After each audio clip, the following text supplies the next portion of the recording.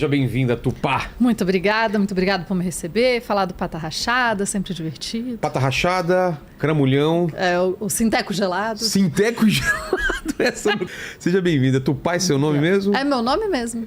Por onde a gente começa a falar sobre demônios, Lúcifer, Satanás? Satanagens. De onde vem? Então, vamos lá. A gente falou que os seres humanos, eventualmente, começaram a reparar, eu imagino que desde sempre, mas enfim, repararam que gente legal acontece coisa horrível, gente horrível acontece coisa boa, e daí eles tentaram pensar em lógicas, né? E cada sociedade foi seguindo por um caminho diferente. E a sociedade que vai depois, né? O judaísmo, que é... Por que eu vou falar do judaísmo? Porque é a corrente que vem depois pro cristianismo, que daí chega na gente. Eles vão olhar e falar, não, então, se pá... tem coisas terríveis que podem acontecer com você por influência externa. Então tem você e tem algo que te influencia. E daí na antiguidade não tinha ainda essa ideia de um mal personalizado. Então o mal, ele existia, mas não tinha tipo uma descrição do mal. Não tinha uma figura. Porque em Gênesis você tem ali aquela ideia de que os anjos... Na verdade não os anjos. Os filhos de Deus...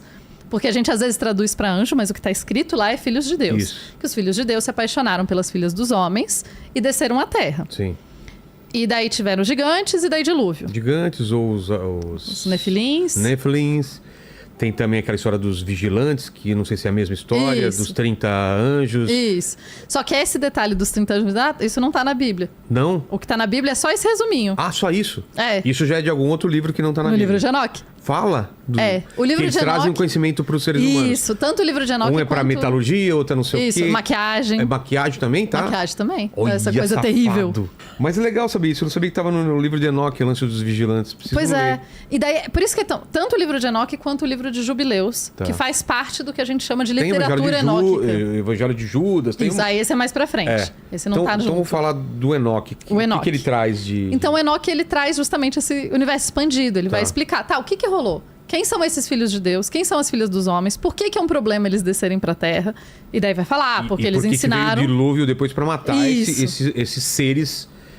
Que surgiram híbridos. Inclusive os bastardos. Golias, né? De Davi e Golias. O Golias seria um desses Nefilins grandes, né? Isso. A ideia, inclusive, do Davi e Golias já vem de um período um pouquinho depois, que a galera que conhecia a história dos Nefilins Certo. conheceu a história do Davi e Golias e falou, gente, como que a gente encaixa? Entendi. Onde que funciona essa com essa? E daí as pessoas iam pensando, porque, né? Claro. Tentando entender. Assim como, se você voltar na Grécia, eles falam das 5 idades do mundo. Você tem a idade de ouro, a idade de prata, a idade de bronze, a idade dos heróis e a idade de ferro. Que maravilha. E daí é muito doido que a idade dos heróis tá aqui no meio de graça, né? O problema é, quando eles estavam contando a narrativa, onde que eles iam colocar o Hércules? Onde que eles iam... Porque a idade de ferro é a gente, que não presta muito pra coisa. Tá. A idade de bronze era um pouquinho melhor que a gente. Então, eles eram um pouquinho melhores e tal. E daí os heróis, eles são melhores que o pessoal da idade de bronze, mas eles também não são... Mas eles viveram mais perto. Então, onde que a gente coloca? Criaram a idade dos heróis. No livro de Daniel, você vai ter ali no livro de Daniel, que tá na Bíblia, né? Você tem a estátua, que o rei Nabucodonosor sonha com uma estátua, Sim. com os pés de bronze e tal. É o mesmo esquema. E cada uma dos metais é baseado no livro de Daniel com o Império Mundial. Porque cada parte se referia a uma fase, né? Isso. Então é a mesma... Tá vendo como é uma ideia muito semelhante? Pois é. E nesse caso a gente sabe que eram povos que se conheciam e se conectavam. Então dá pra gente saber que voltava. Então no livro de Enoque tem essa questão dos anjos descerem, os filhos de Deus. Eu coloco isso porque o termo anjo é uma tradução de português de mais de um termo em hebraico. E daí, quando uma língua tem mais de um termo para a mesma coisa, eu me pergunto se não é porque eram coisas diferentes para eles, né? Então, possivelmente, enfim. Os filhos dos homens descem, e os filhos dos anjos descem, ensinam as coisas proibidas, maquiagem, metalurgia, pães, ervas, criam essa geração de bastardos, que são os gigantes e que são aterrorizando o mundo. Tem o dilúvio, esse momento terrível. Pois é. E daí a gente vai pro livro... de Jubileus, que é esse outro livro que é próximo do livro de Enoque, faz parte do mesmo contexto de literatura, né? E no livro de Jubileus fala que depois do dilúvio... Engraçado, esse eu nunca tinha ouvido falar. Livro de Jubileus. Jubileus. Ele é bem legal também. Isso vale não a é pena. tão falado, né? Quanto Não. é de Enoque. O Enoque é mais famoso.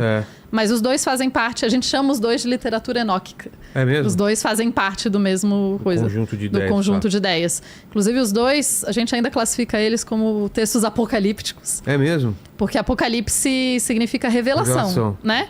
E daí o Apocalipse, existe toda uma literatura que a gente classifica como literatura apocalíptica, que são literatura de revelação. Tá. Então você tem literatura contando como que é o céu, como que é o inferno, enfim, essas coisas todas. Aí, depois do dilúvio, os seres humanos começam a fazer besteira de novo, né? E daí tem um anjo, que é o anjo de Mástema, que é o responsável por punir os seres humanos. Aí ele chega para Deus e fala, então... tô com um problema. É muita gente. E eles fazem muita besteira. Eu não dou conta de punir todo mundo. Eu preciso de ajuda. Aí Deus fala, não, tá sussa. Eu te dou 10% dos espíritos dos bastardos. Pra te ajudar. Ué? E essa seria a origem dos demônios.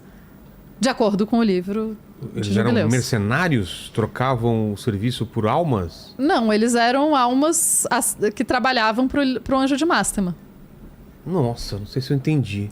O anjo, pensa assim agora a gente tem uma hierarquia. Tá. Tem Deus. Aí tem a corte celestial dele. E nele tá o anjo de Mástema. Tá. E daí ele precisa de pessoas, de seres... Ajudantes. São os 10% das almas dos bastardos, dos gigantes. Almas? Pessoas mortas? Não, os bastardos, os gigantes que foram mortos no dilúvio. Os Néfilins. Tá. Isso. Então 10% das almas, /espíritos, enfim, dos Néfilins... trabalhariam pra Mástema pra punir as pessoas. Pô, essa origem de demônio é muito louca. É muito louca, né? Cara. E essa é uma origem, isso tem texto de mais de 2.000 anos atrás. Nada a ver com o anjo caído, então. Não. Nessa explicação. Não.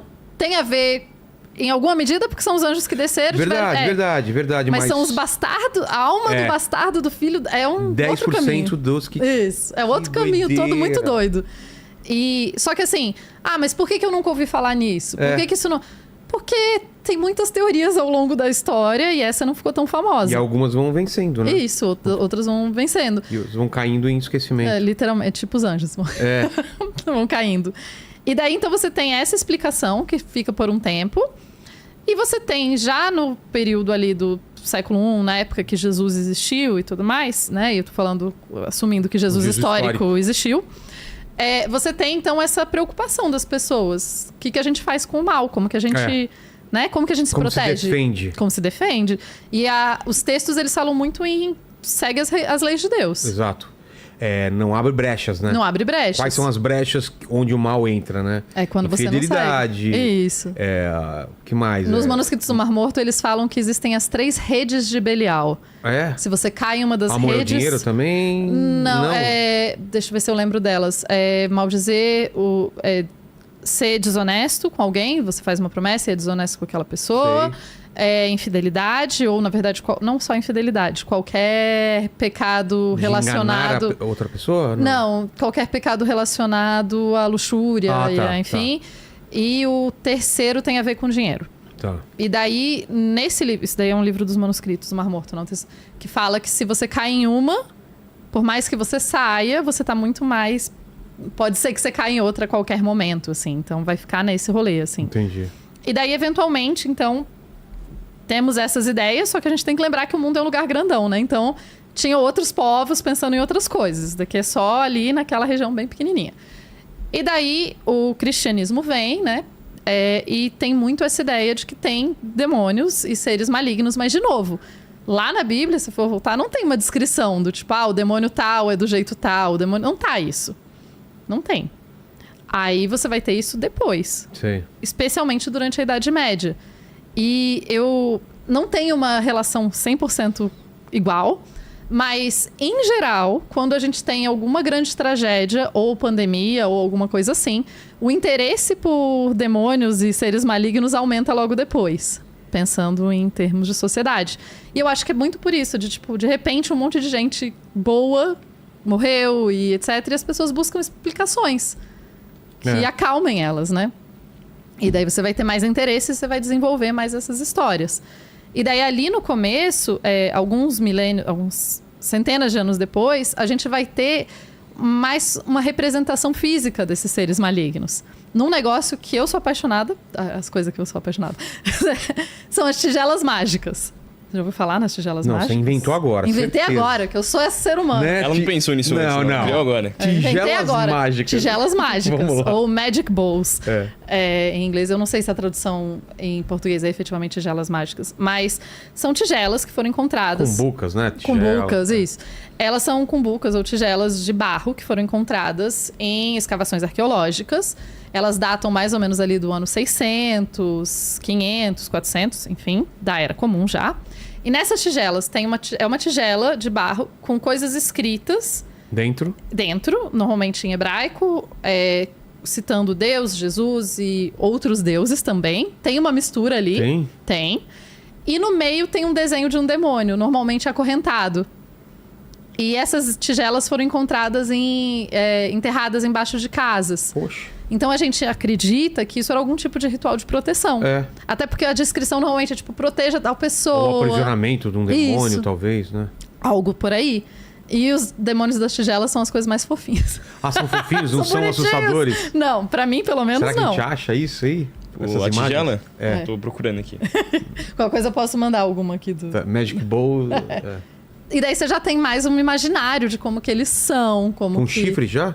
Com chifre também. Eu gosto que... Lembra que aquele texto que eu comentei com você já fala de chifre, né? Embora seja um chifre de ilusão / sonho. Mas essa ideia dele vermelho, chifre, enxofre, rabo... Isso vai desenvolvendo aos poucos. Vão acrescentando. Tanto é que na Idade Média você tem muito demônio que não é bem assim. Eu gosto muito de demônio medieval. Eu tô lembrando das pinturas medievais sempre com esse demoninho vermelhinho e chifre e cavanhaque. Mas tem muito demônio medieval que é desenhado em azul, é desenhado em preto. Sério? Ele tem uns que não tem chifre, tem... uma tigela mágica. Cara, olha, desenho bonitinho mesmo. Eu falei, eu acho fofíssimo. É um demônio? Mas como que sabe que é um demônio? Pelo que tá escrito em volta. E o que tá escrito mais ou menos assim? É um ritual mesmo? Uma oração, né? Pedindo que... Proteção pra filha de tal pessoa. Essa especificamente, eu não vou lembrar a tradução, né? Mas assim... meio egípcio, né? Não tem... Tem misturas, né? A gente tá ali numa região e a gente sabe pelo que tá em volta e porque a gente sabe reconhecer quem estuda isso, né? Eu não estudo tanto essas tigelas, mas a gente consegue ver do tipo, tá segurando uma arma na mão, tem chifre, tem, enfim... tem uma coisa no nariz, né? Tem uma... Não sei se é só o nariz ou tem alguma coisa. Algum adorno, né? Daí eu não sei se ali as unhas são compridas, e daí isso é uma coisa assustadora. Mas tem essas faixas, né? Nos braços e nas pernas, né? E tem os outros que eles estão acorrentadinhos, assim. Tá. Mas aí a gente já tá desenvolvendo um pouco essa ideia, né? Tá vendo? Tem outros. Olha, aí tem escrito pra caramba. Aí escreveu muito mais coisas. Muito mais. Porque cada... e esse daí tá com os bracinhos assim, cruzado, tá... Tem um cabelão. Você vê, é muito interessante, assim. Muito interessante. E tem muitos desses que não estão nem descritos ainda. Mas a gente tá falando disso por quê mesmo? Porque a gente tá falando de como que os demônios se parecem. Certo. A gente tá falando de como que... são representados. Isso, como que apareceu. E aí a gente vem também pro termo daimon, né? Daimon, sim. Daimon é um termo em grego. Então ele vem da Grécia e ele não representava necessariamente seres malignos. Não, eram seres... Eram seres ambíguos. Tá. Eles podiam te ajudar ou te atrapalhar. Vem daquela ideia lá do Oriente, dos... não sei se é do povo egípcio, do povo...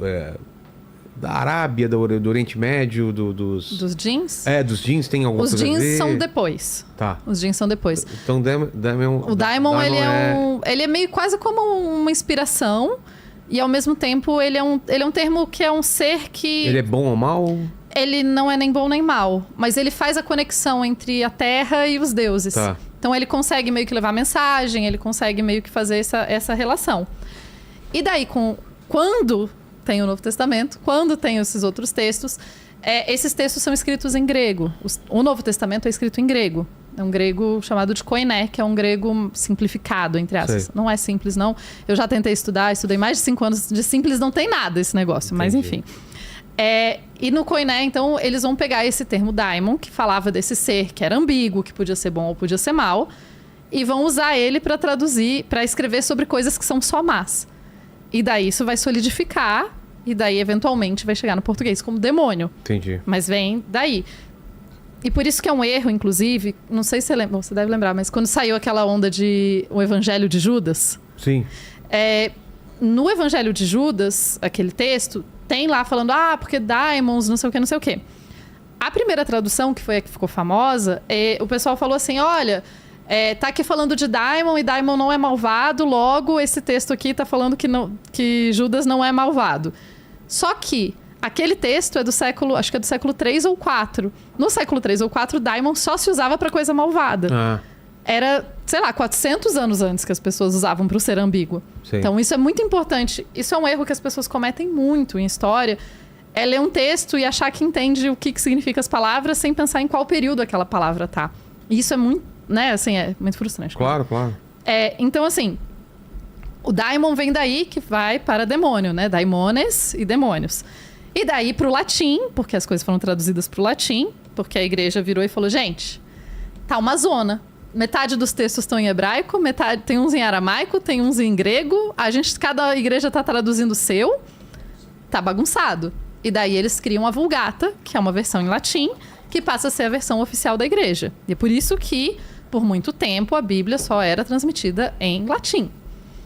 Que a ideia era tentar controlar a coisa. A gente sabe interpretar isso. Mas não só isso a gente sabe interpretar. O texto vai se manter igual. Tá. Porque o pessoal tá copiando à mão, não tem tradução. A gente sabe. Os copistas, né? Toda vez que você traduz, você muda alguma coisa. Não tem como. Até porque tem palavra que não tem referência direta em outra língua, né? E daí você vai adaptando, né? Por isso que eles traduziram. E daí do latim que vem a palavra diabolos. E daí vem o diabo. Então, demônio, diabo... Vem de daimon? É uma tradução de daimon. Daimon, diabolos... Isso, pro diabo. E por isso tem demônio e diabo. São palavras que vêm de lugares diferentes. Então, mas no começo eles têm os mesmos significados? Sim, em geral eles são... uma tradução, um é tradução do outro. Tá. Depende em qual língua tá escrita. E depois em português... sei lá, alguém que tá ouvindo a gente tá falando... mas na minha igreja é diferente. Tá, tudo bem, na sua igreja é diferente, tá tudo certo. Mas... etimologicamente, voltando à origem da palavra, é uma tradução de um para o outro. E daí o outro nome que todo mundo usa muito, que é Satanás. Satanás, eu só lembro da Bruxa do 71, porque eu sou uma pessoa idosa. Satanás tem na Bíblia? Tem. Mas não do jeito que a gente pensa. Tem Samael, né? Mas tem Shaitan. Shaitan? O que é Shaitan? Shaitan é o que vai virar Satã, que vai virar Satanás. Porque... Tem uma teoria que Samael é o anjo caído, né? Isso, tem essa teoria. Mas se a gente pegar o livro de Jó... No livro de Jó tem um personagem que é Satã. E é o Satã, que eu falo que é o cara da pilha errada. Que vira pra Deus e fala, então... Ele é assim porque ele tem tudo. Se tirar as coisas dele, vamos ver o que ele vai ser. É 100% pilha errada, né? Total. A definição da pilha errada. Falou, eu vou infernizar esse Jó. Ele tá muito de boa, eu quero... Aí eu vou fazer uma batalha aqui. Isso, só que Shaitan... chamado Shaitan em hebraico, né? Só que Shaitan, a palavra, ela significa adversário. E daí... Mas o Lúcifer é chamado muitas vezes de Satã. Não, de adversário. De adversário também. Mas o Lúcifer é outro rolê. Já chega nele. Tá bom. Aí o Shaitan é o adversário. Ele tá ali porque fala no livro de Jó que ele faz parte da corte celestial. Se ele faz parte da corte celestial, ele não é um demônio, não é um anjo caído. Ele tá lá na corte com a galera. E daí tem uma teoria, porque tem, né, dentre as várias, tem alguns pesquisadores que acham que esse texto foi escrito numa época do exílio e que existia na corte, eu acho que sassânida, eu posso estar muito errado qual das cortes, mas a corte do exílio lá, uma pessoa que era esse adversário, que era um cara que ficava na corte... E que ele trabalhava justamente para ser o acusador, o adversário, o cara que ficava... Não, mas e se você fizer tal coisa? Ele vai realmente estar do seu lado? Então, eles acham que... Tem vários pesquisadores que acham que essa função do o adversário nesse texto não é um nome próprio. Aquela coisa de não ter a maiúscula. Que tá falando o adversário e não tá falando o Satanás. O nome próprio. O nome próprio. E daí, enfim, ele vira, mas aí, eventualmente, ele chega pra gente. O Lúcifer aí é outro rolê. Porque o Lúcifer é uma tradução também do hebraico. E, no caso, a passagem que fala de Lúcifer na Bíblia fala só de uma estrela que caiu. Uma estrela que desce do céu. Estrela da manhã. Isso. É literalmente uma estrela. Até onde todo mundo boa parte dos pesquisadores da área... Concordam com isso. Concordam que é uma referência a uma estrela. Tá. E é uma referência a um rei específico da antiguidade. Ah, é? Porque é uma referência... Qual seria? Agora eu não vou lembrar, não. Hã? Ciro?